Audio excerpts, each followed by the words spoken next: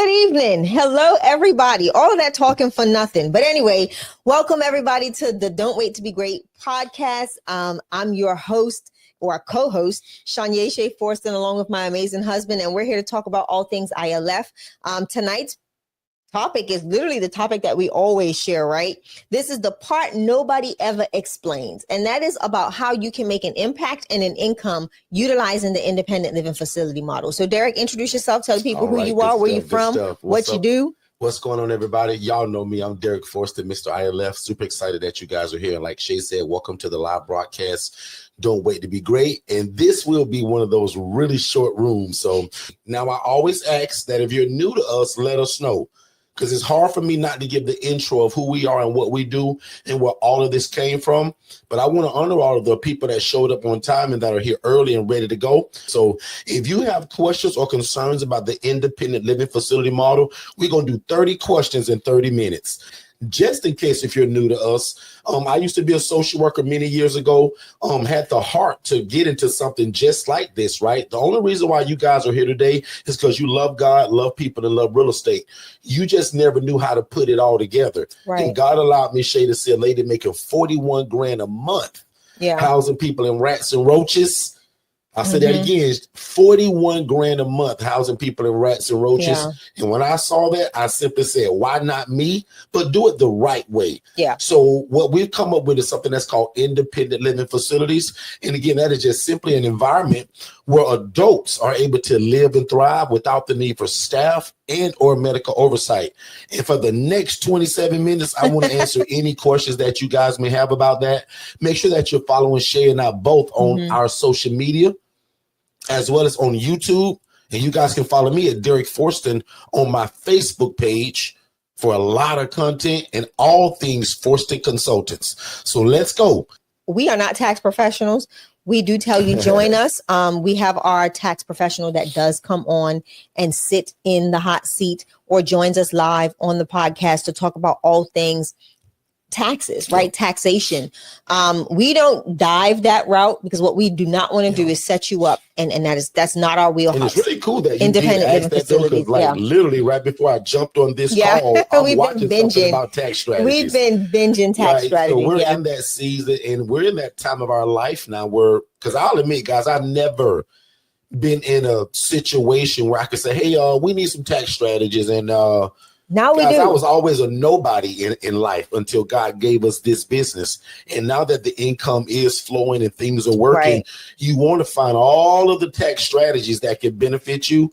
Now, I can regurgitate some stuff that I just learned in the last 2 days. We ain't going to do that. But that is absolutely not what I do. I'm real good at not talking about what I'm not graced to talk about. Right. So we always give the disclaimer that our accountant, that's known as the ILF accountant, Miss Lynette, the business maven, she can talk about a lot of that stuff. And even we're pushing her into more the tax strategies and things of that nature. Because what I'm learning is that there's levels to accounting.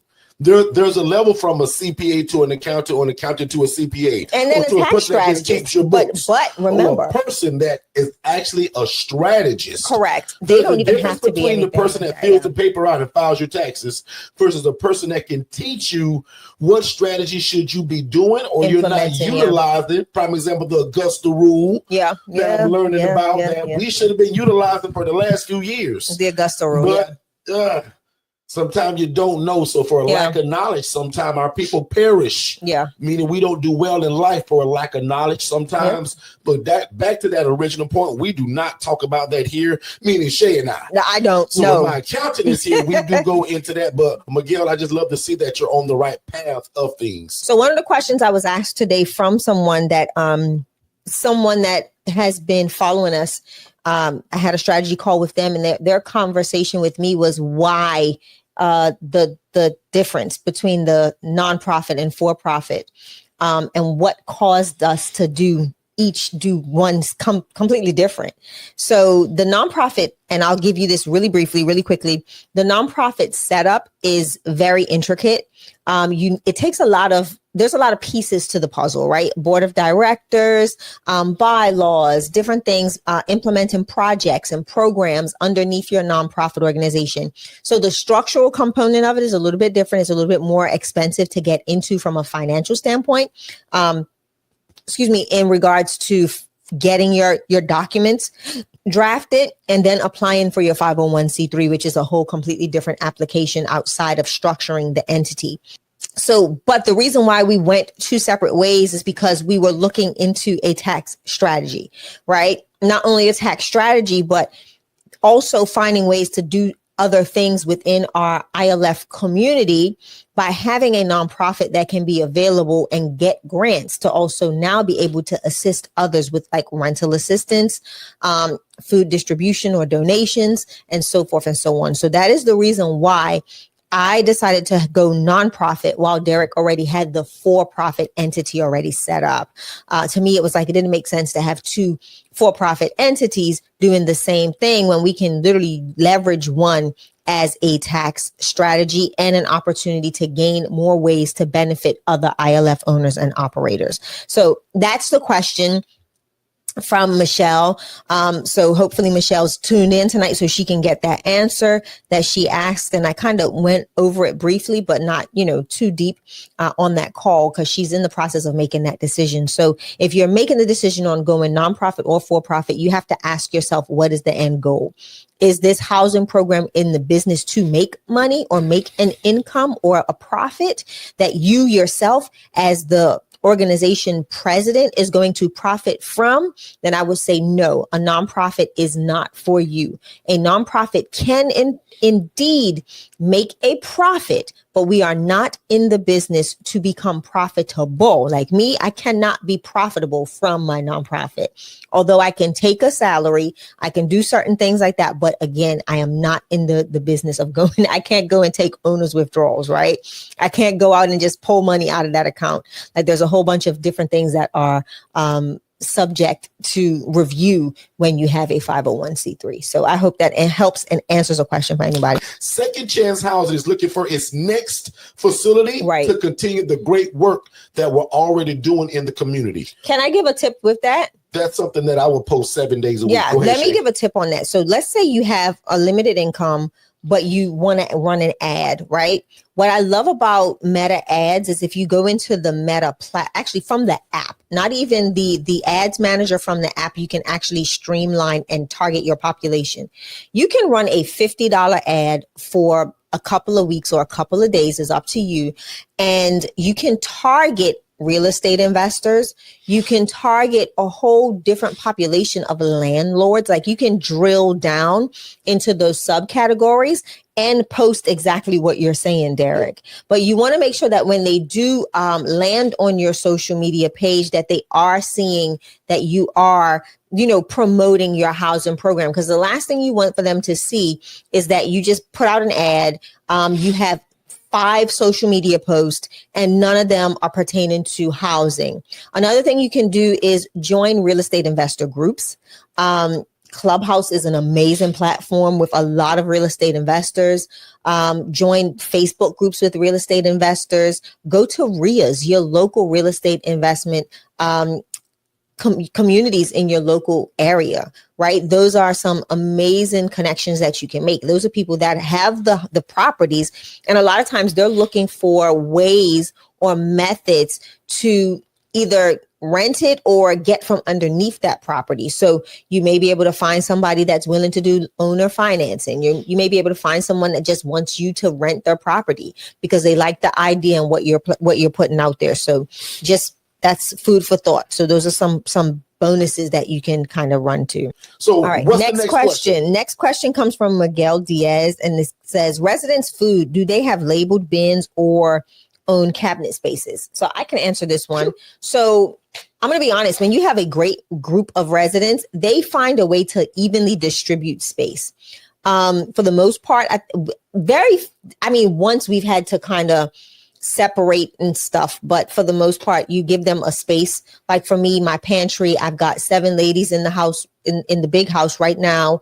The pantry has 7 different shelves. So they all have their own shelves. This house has indeed 3 refrigerators, fridge freezer combos, and a deep freezer. So this house is pretty much functioning very well. The ladies distributed or share refrigerators. So like prime example, my two ladies in the shared room, they share a fridge. My ladies that are in private rooms, they share. I have two women in private rooms, they share a fridge. My other ladies that are in the shared room, so that it's like three people to the shared room fridges, and then the rest are in their other fridges. So, I do have one lady, actually two young ladies that I'm housing that is learning how to scale back on grocery shopping, because she can get very overzealous in her grocery shopping. And she has to remember, like, because this is a shared living environment, you don't want to buy like you would if you were in your own apartment for a month, because now you've run out of space. And then you start feeling that other people to have space. Correct. And then you end up having that discomfort or that conversation where your fridge partner is like, hey, you gotta give up some space. So a lot of times you'll see that, but for the most part, when you do a great assessment, you bring in the right people, they work together in divvying up space, and they become really, they become really creative with the way in which they separate stuff. Yeah. It's really cool to watch. We don't get into it. Own decisions, right? So Shay houses women, I house men. So same scenario. I have multiple refrigerators, multiple freezers in every house I have. And no, I don't label the shelves. So I often let them figure that out for themselves. It's only a problem for me when it becomes a problem. Yeah. If they can't figure it out, that's when I step in. Mm-hmm. But I don't have bins and nobody has their own set space. Right. This is a shared living environment and we all share it. Mm-hmm. We're all responsible adults. And again, if they can't figure it out, Miguel, that's when I step in. But other than that, I don't even give my guys a chore list unless it becomes a problem. Yeah, unless so if they don't say, hey, bro, I'll sweep. The other guy says, I'll mop. The other guy says, I'll cook. The other guy says, I'll pick up. The other guy says, if they can't figure that out, that's when Derrick says, hey, guys, we're going to refer to this whiteboard, because every house I have has a whiteboard from Amazon for like $17. Yep.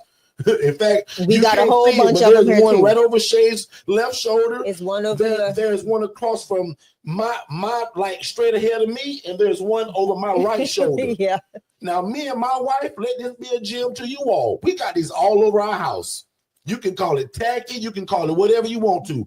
But guess what happens when I think of something in the middle of the night? I jump up and write on that board. Yeah. Now, sometimes I get that phone, but something about with paper and pencil for me, when you I'm can just see like it, that. When it's so we call them vision boards, dream boards. Some of y'all should buy a dream board tonight just in faith. Yeah. And I wish I had a link to give y'all, because Amazon for to make a bunch of money from people hearing me say this. That thing is probably, I don't even know the measurements of it, but it's enough to write a bunch of stuff on it. So again, I got a whiteboard in every one of my houses, and if they can't figure it out, I list who's sweeping, who's mopping, who's wiping the counters, who's dumping out the refrigerator every week when y'all done bought all of these groceries that you don't eat. But if they can't figure that out, that's when we jump into it. Yeah. Okay? Yeah. Back on you, Shay, for the next question. All right. Next question is from Jermaine Mills. What's your opinion on starting to move people in the house that is not fully furnished? Now, fully furnished to me, I always tell my one-on-one people, it doesn't matter. People are calling you for a place to sleep at night. So I'm not concerned if you don't have the couch or the love seat yet, or the love sack or the recliner yet. Right. But if you got lights and water and some beds, let's go. Yeah. And at least a kitchen table too, though. In fact, I coach a lot of people that say, well, Derrick, man, listen, I'm starting this with the last dime I got. And Derrick, I'm going to house this or furnish just this house along the way. Mm-hmm. I've seen people turn on lights and water, get 2 beds and start that way. Soon as the people moved in, they bought a flat screen TV and a sofa. Yeah. The next person moved in, they bought a dining room table and a kitchen set. Like, I literally seen people build this along the way. Your brother Derrick did the same thing, y'all. Yeah. Most of everything came from my house. And I told y'all, Shay used to hate that. But when Shay realized every time Derrick take my TV, I get a new one. Every time Derrick take my dining room table, I get a new one. Every time Derrick takes the sofa, rooms to go pull up in the front of my house. So most of y'all need to start this thing from your own personal belongings, your forks, your spoons, your coffee maker, your pots, your pots, your pans, your can opener, and you replace your stuff later. Yeah. That's one thing God loves about this business. You all are able to do things for somebody before you ever make a dime. I love that. You haven't said that in a long time. Come on, Shay. You have not said that in a long time. That you will. I think I said it yesterday. Yeah, you did. Okay, but no, you are actually preparing a way for somebody before they give you a penny. You are literally creating a space for someone before they even pay the rental payment. So you've got to realize that, take your time in getting things put together. But make sure that, as you're doing it, they know that it's coming so that they don't just feel like you're going to have them in a room as a box, right? In here. Right. For me, they walk in and it's echoing. Hello. For me, I'm turning on lights. Yeah. I'm turning on water because for me at OUC, that's the same bill, same company. Shay will talk to you about how Duke does, but under OUC in Orlando, my lights and water are together. I'm in Florida, so I don't have gas. In fact, I'm afraid of a gas stove. So for me, I turn on lights and water. Wi-Fi is next. Once I got Wi-Fi, I already got my Amazon beds on the way. Yes, sir. Usually for me, after that, it's going to be a TV because everybody want to watch TV. Yeah. I'm going to get my sofa set from probably Facebook Marketplace. A really nice set that's barely used for probably 300 to 400 bucks. And for me, game on now. I don't need to have the house fully ready for me to change somebody's life. Yeah. Because most people that call my phone, they slept outside last night. They slept in the woods last night. Yeah. They slept in the shelter with 155 people and had to share 5 bathrooms. Come on, Derrick. So I don't mind building my ILF along the way. Yeah. Back on you, Shay. I want to give because you talked about gas stoves, and I want you to be very, very, very, very, very safe when it comes to this, right? I would go online and purchase the gas CO2, the whole monitor that does carbon monoxide, everything, and make sure that it's Wi-Fi enabled. So that way, if anything does happen and you will be personally notified. We have them in our house, and let me tell you, when those buggers go off, ooh, ain't nobody getting no sleep around here, okay? Listen, the whole neighborhood can hear it. So just make sure you putting things in place, and that the residents are aware of the things that you have put in place. When it comes to gas, carbon monoxide is a huge issue, right? And what you don't want, is for that to become a liability on you. Your home, your insurance policy isn't going to like that. They're going to want to make sure that you have things on protocol in place for those gas appliances. So make sure that you are just being cognizant of that, and utilize things that have alerts and that can alert you, even if you're not present in the home. So that way you can make sure that everybody is evacuated without even being there, right? So just be mindful of that. What type of insurance do you need for your ILF? You need a general liability policy. One of my biggest mistakes, I put that in the one of my ebooks, right? It's called How to Avoid the ILF Fiasco. The 12 dumbest mistakes that I've ever made when getting started. That's literally the title of that book, guys. And I told you guys that we were going to be here for like 30 minutes. We got 1 minute left, but I'm going to wrap up these last few questions. But you should absolutely have a general liability policy. That's going to cover you in case of somebody trips and falls or the place catch on fire. Remember, we're renting these places.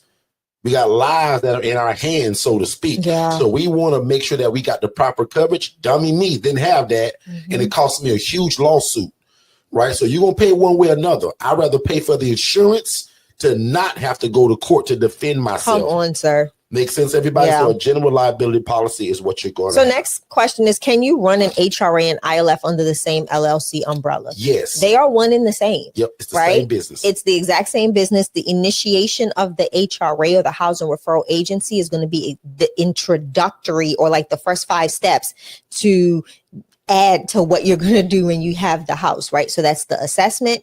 That's going to, connecting with the case managers, building the relationships, doing the assessments. The next step for the HRA is now finding a referral source. Who are you referring this person to because you have no home or you have no house to put them in? Now, when you add on the ILF model is now you have the home. So now your assessment looks a little bit different because you're now assessing based on your criteria for your independent living facility and so forth and so on. So the HRA and the ILF run in tandem. They literally interlock. They're interwoven within each other. Same business. So it's no different, right? Sometimes when you answer the phone, you're going to house them yourself. Sometimes you're going to refer them out. Right. But no matter what, you are a housing program. Correct. You house people, period. Sometimes you're going to house them yourself. Sometimes you're going to refer them to your network. You still house them. So we do not separate those. Yeah. Great question, because that question comes in 3 times a week. Dear, do I need an LLC for my HRA and my... They're the same. Why would you get 2 businesses names for the same business? So great question. But anyway, you guys be great. I love you guys like a fat kid loves cake. And everybody wants you to pray. Make sure that you help all of the people that are asking these extra questions. But guys, any question you have, even when we're not here, text your questions to 407-326-0086. We spend a lot of time building that bot to serve y'all 24 hours a day, 7 days a week. And my bot don't need Christmas off. It don't ask for Thanksgiving off. It never gets sick. It don't go to the New Year's Eve party and get drunk. It can't come the next day. It works 24 hours a day, 7 days a week. But anyway, you guys be great. We love y'all like a fat kid loves cake, and we'll see you